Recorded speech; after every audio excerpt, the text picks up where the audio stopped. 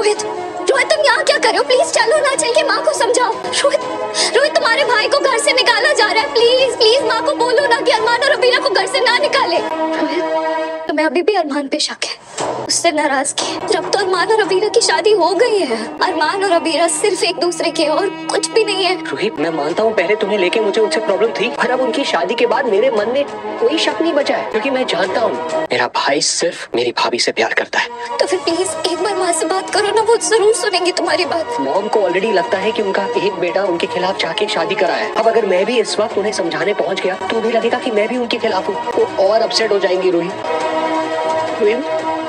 मुझे पता है कि भैया के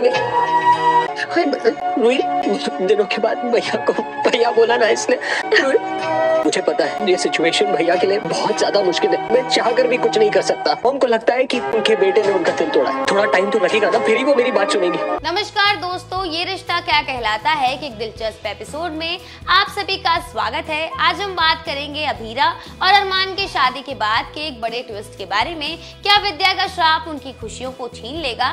चलिए जानते हैं। तो दोस्तों, पिछले कुछ एपिसोड में हमने देखा कि अबीरा और अरमान ने कई मुश्किलों को पार करके आखिरकार फाइनली शादी कर ली है। ये वो पल था जिसका सभी को बेसब्री से इंतजार था। शादी के बंधन में बंधने के बाद अब दोनों एक नई जिंदगी की शुरुआत करने के लिए तैयार हैं। लेकिन जैसे ही अबीरा और अरमान का गृह प्रवेश होने वाला होता है, कहानी में आता है एक बेहद बड़ा ट्विस्ट। जी हाँ, विद्या जो पहले से ही अबीरा के खिलाफ है, उन्होंने श्राप दे दिया है। विद्या कहती है कि तुम अपनी जिंदगी में कभी भी खुश नहीं रहोगे और इस श्राप ने सभी को हैरान कर दिया है। अब ये सुनकर अबीरा और अरमान का दिल टूट जाता है। अबीरा तो इतनी मायूस हो जाती है कि उनका चेहरा पूरी तरीके से उदास हो जाता है। अरमान जो कि अबीरा को खुश देखना चाहता है, विद्या के पास जाकर उन्हें मनाने की पूरी कोशिश करता है। अरमान कहता है कि विद्या जी, कृपया आप मेरी और अबीरा के रिश्ते को एक्सेप्ट कर लें। हम सच में एक दूसरे से बेहद प्यार करते हैं। लेकिन विद्या इस बात को मानने को बिल्कुल भी तैयार नहीं। वो जानती है कि अबीरा कभी भी मां नहीं बन सकती